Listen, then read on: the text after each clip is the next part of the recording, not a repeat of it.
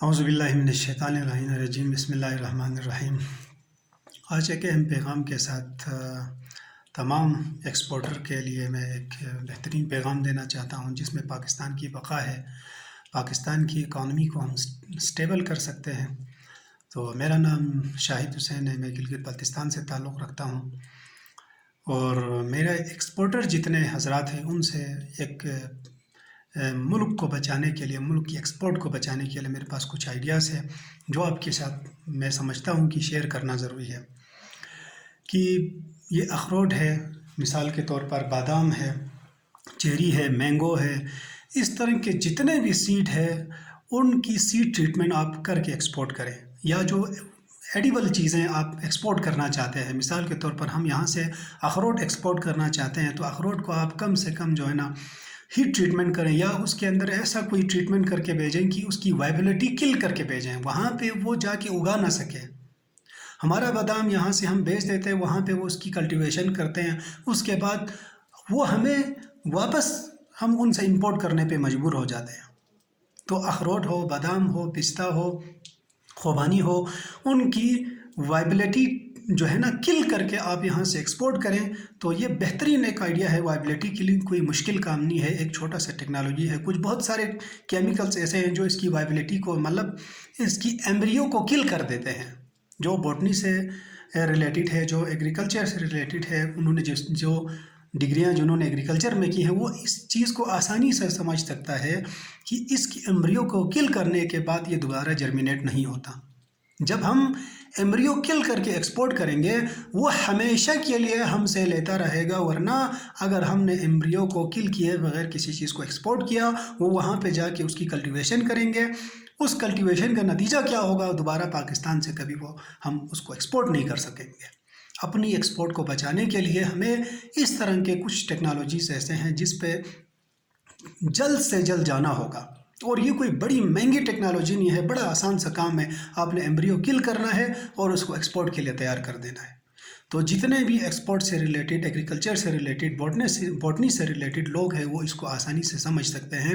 آج کل بہت سارے ایسے eco friendly, human body friendly chemicals ایسے آ گئے ہیں جس سے اس کی ایمبریو کل ہو جاتی ہے، اور اس ایمبریو کو آپ جب کل کریں گے تو وہ جرمینیٹ کے قابل نہیں ہوگی۔ ایک چھوٹا سا پیغام تھا جس سے ہم میں یہ پیغام آپ کو کیوں دے رہا ہوں۔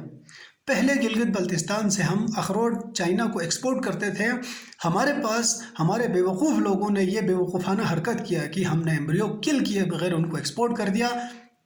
اب انہوں نے وہاں پہ اس کی کلٹیویشن کی، اس کی پاپولیشن وہاں بڑھا دیا، اب ہم مجبور ہو رہے ہیں وہاں سے امپورٹ کرنے پہ۔ وہ ہم سے اچھے کوالٹی کے جو اخروٹ ہے اس کو ٹریٹمنٹ کر کے ہمارے پاس بیچتے ہیں، اب جب وہ ہمیں بیچ رہے تھے وہ ایمبریو کو کل کر کے بیچ رہے ہیں۔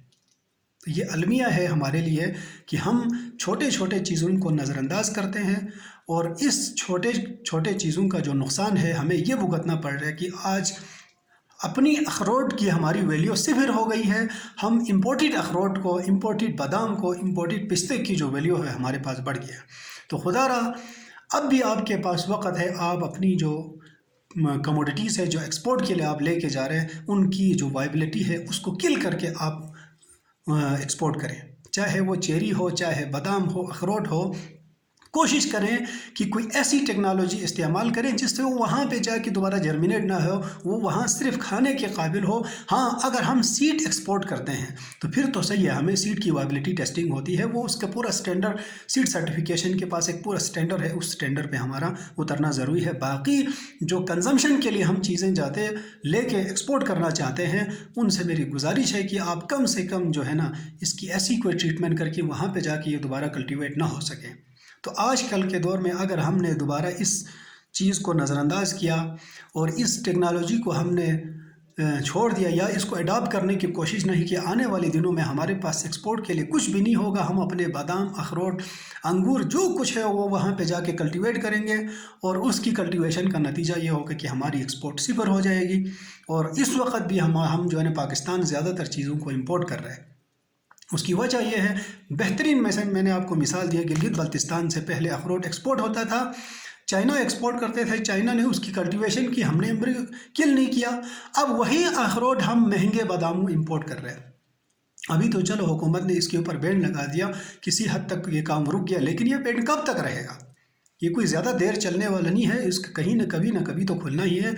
लेकिन अब आने वाले दिनों के लिए हमें तैयार होना चाहिए कि हम जो है ना अपनी प्रोडक्ट को इस तरह से एक्सपोर्ट करें कि वहाँ पे उसकी दोबारा कल्टीवेशन ना हो, और हम अपनी प्रोडक्ट को इस तरह से बचा सकते हैं। ये एक छोटा सा मैसेज था उन लोगों के लिए जो एक्सपोर्ट से रिलेटेड है, एग्रीकल्चर से रिलेटेड, बॉटनी से रिलेटेड, इन चीज़ को आसानी से समझ सकते हैं। और ये टेक्नोलॉजी कोई इतनी बड़ी रॉकेट साइंस नहीं है कि ये ना हो सके पाकिस्तान में। पाकिस्तान एक बेहतरीन मुल्क है, यहाँ पे दुनिया की तमाम आसाइशें मौजूद है, सिर्फ हम इन चीज़ों को इस्तेमाल करने में कोताही कर रहे हैं। तो इस कोताही से इंशाल्लाह हम बचेंगे। तो नेक्स्ट जो भी इंशाल्लाह हम एक्सपोर्ट की जो भी गुड हम तैयार करेंगे, हम ऐसा ट्रीटमेंट करेंगे इसकी कि वो इको फ्रेंडली भी होगा, और कम से कम इतना होगा कि वो वहाँ पे जाके दोबारा जर्मिनेट ना कर सके। गिलगित बल्तिस्तान के लोगों के लिए मेरा ख़ास पैगाम, बलूचिस्तान के लोगों के लिए आपका एप्रिकॉट दुनिया की सबसे बेहतरीन एप्रिकॉट है। अगर हमने इसकी वैल्यू को खो दिया, हमने एक्सपोर्ट कर रहा है मुख्तलिफ़ जगहों से, कराची से, इधर उधर से एक्सपोर्ट हो रहे हैं।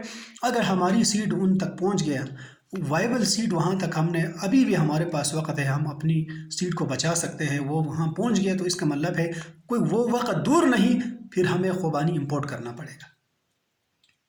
उस इंपोर्ट से बचने के लिए, इंपोर्ट में हमेशा आपको पता है मुल्क नुकसान में रहता है, तो कोशिश करें कि अपनी खुबानी को, अपनी पिस्ता बादाम हो, उनकी वाइबिलिटी को किल करके आप एक्सपोर्ट करने की कोशिश करें। ये एक छोटा सा पैगाम था। Thank you so much.